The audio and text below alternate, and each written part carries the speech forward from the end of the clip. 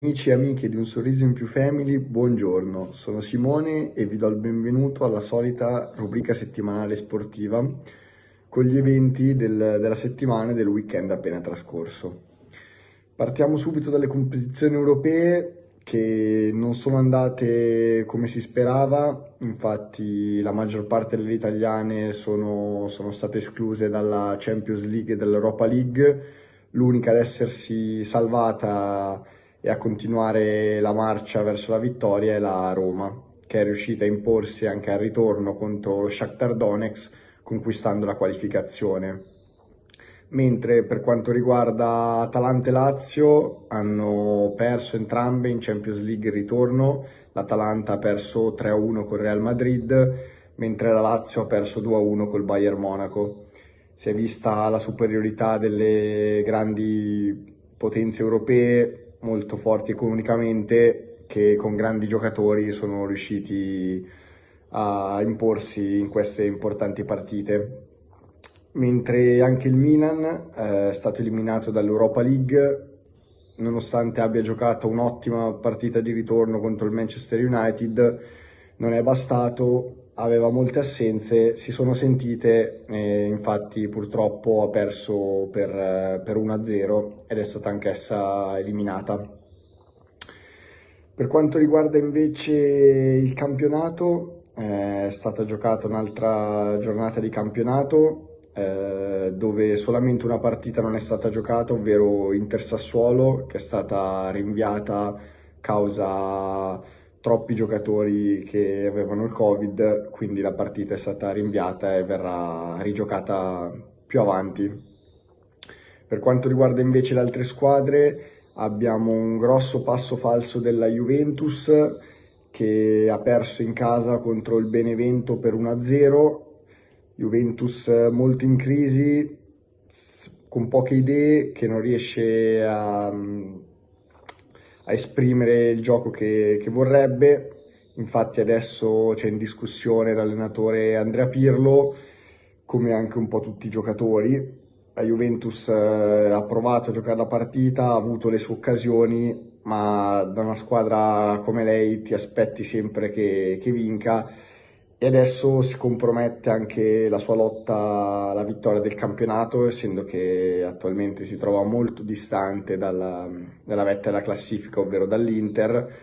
e dovrà lottarsi e sudarsi anche la qualificazione alla Champions, essendo che tutte le squadre tranne l'Inter, ovvero Milan, Juve, Atalanta, Napoli, Roma e Lazio, sono molto vicine nel giro di pochi punti e lotteranno tutte per entrare nei primi 4 posti e conquistare la qualificazione alla Champions. Altre partite invece che sono state giocate, ad esempio Fiorentina-Milan, che ha visto vincere il Milan per 3-2, una partita molto combattuta, piena e ricca di occasioni, che ha visto vincere il Milan per 3-2 grazie al ritorno di Zlatan Ibrahimovic, che è stato recuperato dall'infortunio, e anche grazie al rientro di altri giocatori. Il Milan quindi adesso si ritrova secondo, a meno 6 punti dall'Inter, con l'Inter che deve recuperare la partita che è stata rinviata, ed è un attimo più tranquillo per la corsa alla qualificazione alla Champions. Inoltre è stata giocata un'altra importante partita, ovvero Roma-Napoli, due squadre che si trovavano esattamente con gli stessi punti e che ha visto imporsi il Napoli per 2-0 grazie a un'ottima prestazione di tutta la squadra e grazie al suo miglior marcatore di sempre, ovvero Ciro Mertens. Per quanto riguarda invece le altre partite di Serie A, abbiamo Udinese-Lazio che è finita 1-0 per la Lazio, Verona-Atalanta che ha visto vincere l'Atalanta per 2-0, che quindi continua la sua marcia